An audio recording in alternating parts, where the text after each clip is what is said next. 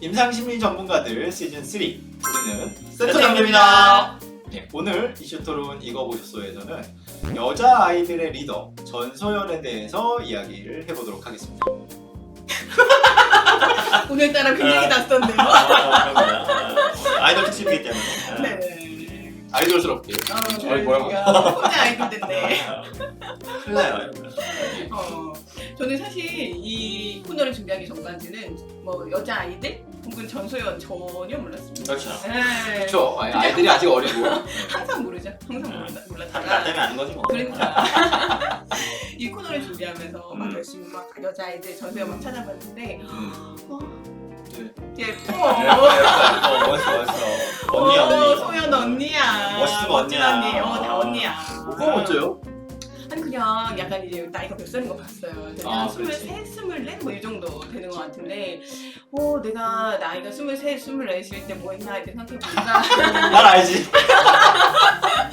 맨날 이렇게 술만 마시고 아, 예. 진로 고민을 핑계로 술만 마셨던 기억이 나는데 아니 이 전소연은 이미 그 자기 분야의 전문가라는 생각이 좀 들면서 그쵸. 대단하다 싶더라고요. 정말 어린 나이에. 그러니까. 네. 저도 뭐 30 넘어서 전문가 뭐 자격 따고 그랬는데. 아. 네. 그 사람이 실은 방송에 이제 데뷔하게 된 게 그 여자애들로 데뷔한 건 더 뒤지만 실제로 이제 프로듀스 101이라는 그러니까 엠넷 프로그램으로 이제 어떻게 보면 데뷔를 한 건데 그때 18살이에요. 그러면 실은 지금 한 5년 이상 이미 이 그렇구나. 필드에서 이제 실력을 가진 거죠, 그죠? 예. 그때도 나올 때부터도 실력이 되게 좋았다고 그때 이제 여러 MC들이나 다른 사람들이 막 칭찬을 자자했던 분이었습니다. 네. 저는 처음에 그 사실 요즘에는 아이돌들이 구분이 잘 안 가요. 나이 들었어. 그러면 안 돼. 아니야. 남자들 어쩔 수 여자들 없어. 그냥 무리로 나오는 이제 이런 느낌이어서 처음에 여자아이들 이렇게 생각이 그 이름을 딱 듣고 나서 뭐 그냥 되게 뻔한 이름이겠거니 이렇게 생각을 했었는데 저도 그랬어요. 그 설명을 들어보니까 아이즈 이런 의미더라고요. 그러니까 아이의 그러니까 복수형. 그러니까 영어 아이 나. 아이의 복수형인 거죠, 그죠? 그래서 이 팀 이름을 지을 때도 뭔가 팀이라고 하는 정체성도 있지만 그 각자의 개별성을 좀 잘 살리려는 의미가 잘 있어서, 그러니까 잘 녹여져 있는 것 같아서 팀이지만 개별성을 인정한다는 그것이 되게 고민을 많이 담아서 만든 이름이겠구나라는 생각이 좀 들었습니다. 그러니까요. 저도 그 이름을 이제 그 이름의 뜻을 알게 되면서 되게 그냥 그 여자 아이들 이렇게만 그냥 언론에서 들었을 때랑 TV에서 봤을 때랑 그 뜻을 이제 접하고 나서는 되게 이제 생각이 되게 달라졌는데, 근데 전소연 자체도 그런 것 같고 되게 뻔한 아이돌이라는 말을 이제는 정말 쓰면 안 되겠구나라는 생각이 좀 들었어요. 그 뭐 대표적으로 음악 프로 같은 걸 보면 아이돌들이 이제 순서대로 나와요. 그렇죠? 그래서 제가 볼 때는 이 나이 든 사람의 입장에서 제가 볼 때는 별 차이 없는, 사실 별 구분이 좀 잘 되지 않아요. 그러면서 그런데 이렇게 자세히 보면 사실은 뻔한 아이돌은 없는 것 같다. 그러니까 여기서 이제 아이들이라는 그 이름의 의미를 보면서 생각을 해보면 정말 능력이 부족한 사람이 있을 수 있고 거기서 뭐 조금씩 차이는 있을 수 있지만 실은 다른 아이돌들도 이 전소연이나 아니면 그 여자 아이들 이 멤버뿐만 아니라 대부분의 아이돌들이 정말 뻔한 아이돌이 아니라 결국엔 각각의 나들의 어떤 집합이고 그들 각자의 노력이 다 묻어있는 그런 분들이라는 생각이 듭니다. 실은 이 전소연 씨가 처음에 데뷔했을 때 그 프로듀스 101 프로그램에서는 인기가 꽤 있었던 멤버이긴 해요. 그러니까 꽤 높이까지 올라갔으니까. 그럼에도 불구하고 그 외모에 대한 악플이나 그렇죠. 지적을 되게 많이 상대적으로 받았었어요. 그러니까 실은 워낙에 그 프로그램 자체가 예쁜 애 옆에 더 예쁜 애가 나오는 프로그램이다 보니 실은 이게 실력은 누가 뭐 무시하지 못하는데 상대적으로 비교를 많이 당하는 댓글도 많이 받고, 그래서 스스로 본인이 그거 할 때는 그 제작진하고 인터뷰할 때도 제가 좀 더 예뻤으면 좋았겠죠, 뭐 제가 저한테 못생겼잖아요, 뭐 이런 얘기를 자꾸 하는 거에 대해서 처음에 조금 뭐랄까 약간 안타까운 마음도 맞아요. 들었었는데, 이제 어느 순간 이제 이렇게 약간 거물이 되고 나니 그거를 거물. 거물을 생각해요. 그럼요. 이미 다 그런 것들 어느 정도 극복하고 나아가고 이런 것들이 좀 있었다는 생각이 들어요. 그래서 저도 이렇게 이번에 쭉 처음에 데뷔할 때부터 쭉 보니까 이렇게 외모에 대해서 좀 받아들이는 과정들이 맞아요. 진짜 눈에 보이더라고요. 그 원어원에서는 좀 실력은 되게 좋은데 뭔가 국민투표에서 낮은 점수들이 계속 나오니까 그래서 또 외모에 대한 평가들도 막 악플이 달리고 이러다 보니까 거기 안에서 또 화면 안에서 굉장히 힘들어하는 장면들이 좀 나오더라고요. 근데 그 다음에 나왔던 언프리티 랩스타 거기에서는 아예 공부 많이 했는데? 나 벌써 공부하지. 아예 거기서 뭐라고 했냐면 그때는 그냥 힘들어만 하다가 그죠 저 못생겼어요 라고 이제 얘기를 아예 받아들이는 거네. 근데 너무 안타까운 느낌 그런 생각이 들었다가 그 세미 파이널에서 이제 마지막에 이제 그 우서라는 노래 이 노래를 부르는데 너무 자신감이 넘치는 거예요. 노래 가사도 너무 좋고 그 노래를 부르는 전소연도 너무 예쁘고 걱정하지 말라 나는 웃을 때 제일 예쁘지 않냐 막 이러면서 너무 정말 이렇게 자신감 있게 이 무대를 휘어잡는 모습을 보면서 저 사람이 처음에는 외모가 자기의 부족한 점으로 받아들이기가 어려웠지만 자기만의 스타일이 이제 구축했구나 라는 생각이 들면서 너무 멋있고 그 정말 자기만의 스타일이 이제는 어떻게 보면 그 누구보다도 되게 돋보이는 게 아닌가 싶습니다. 이제 넘어선 거죠. 좀 그런 그래서 느낌이 외모에서의 어떤 그런 외모를 분명히 사람들이 보는 이 기준들이 있고 그런 비교를 하고 평가를 받고 그런 부분이 있었을 텐데 그것을 정말 스스로 넘어선 그런 모습이기 때문에 정말 이 카타르시스가 느껴지는 그런 장면이라고 생각이 듭니다. 개인적으로 저는 그 프로듀스 원어를 되게 열심히 봤기 때문에 전소연 씨에 대해서 되게 응원하는 마음이 있었어요. 근데 이제 언프리티 랩스타 2에 이제 나왔을 때 그때도 막 전소연이 나왔어. 그러면서 되게 막 응원하고 있었거든요. 근데 거기서는 또 무슨 일이 일어나냐면 거기 다 랩하는 사람들이고 자기는 진짜 음악하는 사람들 사이에 아이돌 출신이 껴있는 거잖아요. 아직 데뷔 안 한 아이돌이 껴있는 거니까 네가 랩을 해봤자 뭐 아이돌 레벨이지 뭐 이러면 또 무시를 하는 장면이 나오는데 이걸 이제 실력으로 하나씩 깨면서 특히 막 디스랩 할 때 막 오히려 자신의 어떻게 보면 그쪽에서는 그 컴플렉스라고 쓰는 프로듀스 원어원이 있어서 그 교복을 입고 나와서 디스랩을 하면서 넌 나 딱 하나 이겨 교복할 때그 카타르시스 장난 아니었어. 근데 그렇게 어쨌든 힘들고 괴롭지만 쓸모없고 어쨌든 받아들이고 그냥 오픈하고 이런 과정을 오픈하고 그거 정말 중요한 거 숨기지 같아요. 않는 그러면서 굉장히 되게 멋있는 것 같아요. 그러니까 지금 이제 요번에 제대로 뜬 노래가 톰보이잖아요. 톰보이도 야 오늘 선글라스 제대로 쓰고 왔어.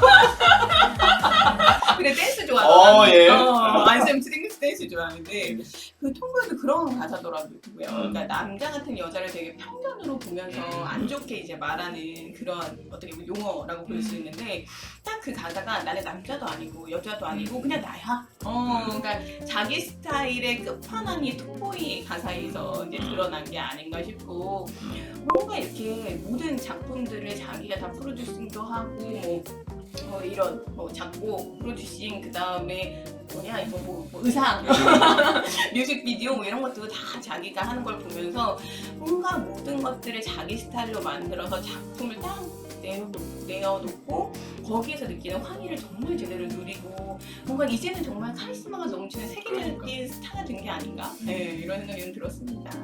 전소연은 근데 어떻게 이렇게 성장을 그러니까 했을까요? 몇 년? 한 5년? 그렇죠. 제 생각에 그 전소연 씨가 프로듀스 원원에서부터 외모로 인한 스트레스를 이렇게까지 받지 않았다면 저는 이렇게 안 되게 됐을 예뻤다면. 수도 있었다. 그렇죠. 그러니까 굉장히 그 아이돌에서는 어쨌든 아이돌 산업에서는 그 외모가 주는 그것도 능력이니까요. 그러니까 그게 출중했다면 그쪽을 키우죠 아무나 갔겠죠. 근데 본인이 그걸로 인해 스트레스를 많이 받고 컴플렉스 좀 여기고 처음에 너무 힘들어하다 보니 본인은 근데 이 일이 너무 하고 싶고 가수가 하고 싶고 아이돌이 하고 싶으니까 이걸 어떤 식으로 이겨날까 고민을 많이 했던 것 같아요. 그래서 지금 아이들을 보면 전소연 씨가 작사도 하죠, 작곡도 하죠, 프로듀싱도 하죠. 그 다음에 의상도 고르죠, 뮤직비디오 컨셉 잡죠, 그리고 댄스나 전부 다 거의가 본인이라 하거든요. 그러니까 본인이 부족한 부분을 메꾸기에서 노력도 분명히 했을 거예요. 의상도 그런 쪽으로 하고 체중 관리 이런 것도 다 했을 테지만 근데 그거를 메꾸기 위한 다른 쪽으로 엄청 발전시켰던 것 같다. 그래서 내가 하고 싶은 것이 있으면 그냥 내가 갖고 있는 부족한 부분 그냥 안고 그냥 할 걸 하는 거지. 마치 이제 액트에서 그러니까 우리가 불안이나 우울을 있어도 그냥 안고 그냥 가치 기반에 내가 해야 될 걸 하는 것처럼 이분 같은 경우는 본인의 그 컴플렉스를 그렇죠. 안고 어느 순간에 오픈하고 어차피 다 아는 거 그래서 오픈하고 그 다음에 본인이 해야 될 것들을 해서 그게 아마 엄청난 큰 오히려 그분의 컴플렉스가 오히려 엄청 큰 성공의 기반이 아니었을 거라고 저는 생각이 들더라고요. 네, 저도 전소연이 멋있었던 건 이 자신의 능력으로 인해서 이 능력을 잘 발휘하면서 아까 자신의 약점 그걸 더 이상 약점이 아니게 만들어 버린 것 같아요. 그래서 사실 이제 지금 전소연한테 약점이라고 우리가 얘기되는 게 외모긴 한데 아이돌로서 아이돌로서는 외모일 수 있는데 사실 우리 모두가 다 각자 자기에 대해서 부족한 게 느끼는 부분들이 있잖아요.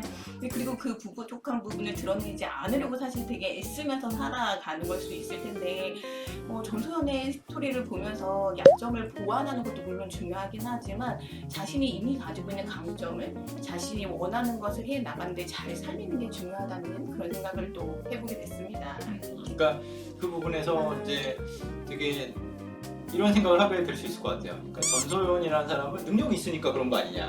네. 애초에 그런 능력이 있으니 사실은 뭐 단점이 좀 있었어도 되는 거 아니냐라고 생각을 할 수 있겠지만 그 능력의 크기는 사람마다 좀 다를 수 있겠지만 어떤 문제에 초점을 너무 맞추기보다 그러니까 자기의 단점에 초점을 너무 맞추기보다는 자기가 할 수 있는 거에 좀 집중하는 여기서 이제 전환을 하게 되는 이런 부분들은 사실 뭐 전소연이 아니어도 우리도 다 할 수 있는 그런 부분들인 것 같고 근데 어쨌든 지금 이제 전소연은 여기서 단점에 초점을 맞추기보다는 자기가 할 수 있는 거에 초점을 맞추면서 그 할 수 있는 것이 무엇인지 그 범위가 정말 되게 넓다는 것을 그래서 더 알게 된 것 같고 그래서 이 전소연의 무대는 정말 아이돌의 무대랑 완전히 다른 것 같아요. 이 한 곡 한 곡이 그냥 하나의 작품 같은 그 뮤지컬 같고 모든 곡이 거의 이제 종합 예술의 끝판왕 같은 거의 그런 느낌을 주는 것 같습니다. 실은 이런 거를 확 뜨게 한 거에 퀸덤이라고 프로그램이 있었거든요. 뭐 걔 다 봤어. 좋아합니다. 그래서 퀸덤에서도 실은 얘들이 실력이 좋은 건 알았는데 거긴 좀 기라성 같은 다른 걸그룹이 많이 나왔었거든요. 거기서 이제 1등을 뽑는 건데 무대를 보면 진짜 다들 인정할 수밖에 없는 너무 고퀄리티의 무대들을 마련했던 것 같고 그러다 보니까 저는 어느 순간 보는데 전소연도 예뻐요. 진짜로 지금 예뻐. 그러니까 아니 우리 그냥 일반인들 보기에는 예쁘지. 그 중에서 좀 그런 거지. 근데 그러니까 어느 순간 그 본인 아까 얘기했던 것처럼 그러니까 본인의 장점을 살리다 보니까 그 자신감이 붙으면서 그냥 실제로 본인이 컴플렉스 생각하는 것도 어떻게 보면 좀 더 사라진 것 같은 그런 자신감이 더 예쁘게 보이는 모습을 좀 많이 줬던 것 같아요. 그리고 되게 좀 역설인 게 무대는 그렇게 화려하잖아요. 맞아요. 손톱도 많이 근데 그 얼마 전에 나 혼자 산다에 나왔는데 너무 웃겼어요. 삶을 굉장히 단순하게 살고 있어서 절에 가는 거 봤어요. 절세권 사례죠 절세권. 절세권. 아예.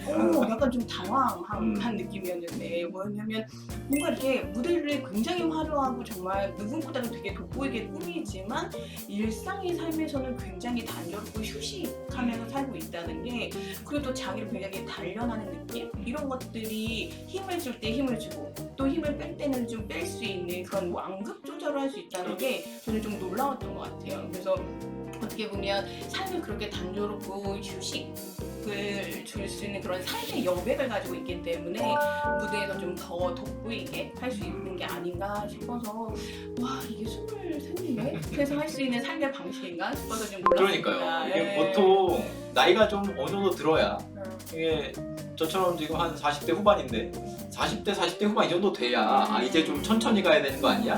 뭐 이러면서 산에도 좀 가고 저 요즘 산에 열심히 다니는데 뭐 절에도 좀 가고 뭐 이런 생각을 하게 되는데 지금 나이에 그걸 벌써 한다는 게 저는 약간 좀 그런 생각도 들어요.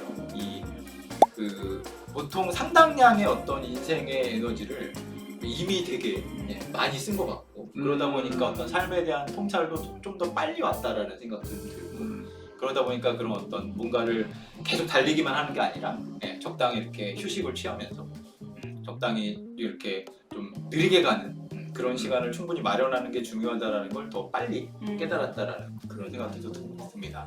그래서 보다 보면 아이돌들이 어쨌든 큰 산업이 되고 되게 그 고소득을 어떻게 보면 다들 얼릴 수 있는 직업이다 보니까 굉장히 이런 능력 있고 좋은 분들 그냥 단순히 외모나 뭐 이런 게 아니라 멘탈적으로는 실력적으로든 되게 훌륭하신 분들이 많이 유입이 되는 게 아닌가 싶어요. 그러다 보니까 이제 어떻게 해야 내 이거를 길게 할 수 있고 어떻게 하면 내가 번아웃 안 되게 갈 수 있고 이런 거에 대해서 굉장히 충분히 고민하신 분들이 많이 온다는 생각이 들어요. 저도 비슷한 게 예전에는 워낙 이게 연예인들한테 안 좋은 일이 되게 많았잖아요. 그리고 요즘에 뭐 공황장애 이런 걸 안 앓고 있는 연예인이 없고 그래서 저는 연예인들이 사실은 되게 심리적으로 취약한 게 아닌가라는 생각을 했던 적이 있었는데 사실 이렇게 아이돌 잘 보면 되게 어린 아이들이긴 하지만 어린 아이들? 나이가 어리긴 하지만 오히려 굉장히 심리적으로 건강한 면도 있는 것 같아요. 어떤 점에서 그러냐면 사실 되게 어린 나이인데 자기가 무엇을 해야 되는지를 굉장히 분명히 알고 있고 그 목표를 이루기 위해서 사실 많은 것들을 포기하면서 살아가고 있잖아요. 그러니까 어떻게 보면 그 스트레스에 대한 내인력도 굉장히 발달한 것 같고 그리고 자신의 충동을 조절하는 능력도 굉장히 발달한 거죠. 그런 면에서 좀 지금의 아이돌 그리고 성공한 아이돌들은 정말 더 심리적으로 건강하다는 면에서 그런 능력이 있다는 면에서 정말 대단한 게 아닌가 싶습니다. 훌륭해. 저는 이렇게 아이돌들이나 이런 분들을 볼 때마다 느끼는 게 저는 지나고 나면 저도 꽤 열심히 인생을 산 것 같거든요. 열심히 살았지. 우리 너무 열심히 사는 거 아니야 진짜. 최근에 보면 이렇게 힐링이나 뭐 이런 걸 뭐 자기 좀 돌봐야 이런 것도 있잖아요. 그러니까 워라벨 같은 것도 있고. 근데 저는 이제 학생들을 지도하는 사람의 입장으로서 저도 고민이 되더라고요. 애들한테까지 얼마만큼 열심히 해야 되느냐, 그렇죠. 더 열심히 해야 되냐 이 얘기를 그러니까 실은 전소연 씨도 열심히 했으니까 성공한 거잖아요. 그렇죠. 근데 우리 학생들한테는 어디까지 열심히 해야 된다라고 얘기를 해줘야 되는가 이런 고민이 저는 되게 많이 되더라고요. 그러니까 예전에 얼마 전까지만 해도 욜로 뭐 현재를 즐기는 삶이 되게 그렇죠. 중요하다 뭐 이런 얘기 하다가 사실 또 지금의 20대는 갓생 문화라고 들어보셨어요? 갓생. 그러니까 오히려 한 번뿐인 인생이니까 오히려 열심히 살아야 된다 이런 문화가 또 예. 있다라고 하더라고요. 그러니까 사실 우리 삶이 되게 불안하다 보니까 그 불안함에 대해서 어떤 태도를 취할까 한때는 욜로이기도 했고 그렇죠. 한때는 지금은 갓생이기도 한데 사실은 결국 이제 내가 어떤 삶을 선택해 나갈 것인가 하는 것은 각자의 몫인 게 아닌가 싶고 적어도 이 전소연은 갓생 살더라 진짜. 진짜 그렇게 살고 있는 게 운동도 아닌가 열심히 하고. 싶습니다. 네. 네. 뭐 정리를 하면 네. 저는 뭐 하고 싶은 걸 열심히 하는 게 중요한 것 같습니다. 이전에는 되게 공부하고 성실하고 이런 걸 강조했던 시기가 있고 그리고 또 욜로 이제 좀 편하게 살자라는 강조했던 어떤 시대적인 분위기들이 있는데 어쨌든 여러 가지를 저는 거쳤다는 게 되게 중요한 것 같아요. 그러면서 나는 좀 편하게 가는 게 나한테는 좀 맞는 거고 나는 좀 되게 열심히 하는 게 나한테 맞는 거고 자기한테 자기가 지금 하고 싶은 거 그거를 찾아서 하는 게 되게 이 다양성을 인정해서 뭐 이제 종합예술 하고 싶은 사람은 사실 종합예술 하면 되는 거고 공부할 필요가 없지. 나는 노래만 하고 싶은 사람은 노래만 하면 되는 거고 그래서 자기 것을 찾아서 그걸 그냥 열심히 하는 그 진짜 좋은 것 중요한 같아요. 것 같습니다. 공부 말고 다른 길 있는 거 너무 맞아요. 그런 삶 다양성이 생긴 게 너무 다행이다 싶습니다. 원래 인생이라는 게 저도 이제 보면 공자님도 말씀하시고 이게 또 저기 서양 쪽에서 해겔이 얘기한 거 예. 공자님 중도라고 얘기하시고 해겔은 정반 합이 있잖아요. 야. 그러니까 쉬는 것과 갓생사고 너무 열심히 하는 것과를 당연히 왔다 갔다 하면서 이제 합의 방향으로 롱런할 수 있게 본인을 이렇게 컨트롤하면서 휴식을 적당히 취하면서 그러면서 하는 건 되게 열심히 하는 그런 걸로 가야 되는 게 아닌가 싶습니다. 이게 뭐 전소연에서 시작해서 해겔로 그렇지. 뭔가 좀 이렇게 똑똑해진 느낌이 막 철학적인 인상심이 너무 좋아요. 이거 한번 예. 보여줘야 되는 거. 뭐. 선글라스도 끼셨는데 마지막을 아름답게. 예, 알겠습니다. 오늘은 여기까지 하겠습니다. 여기는 임상신 약회입니다.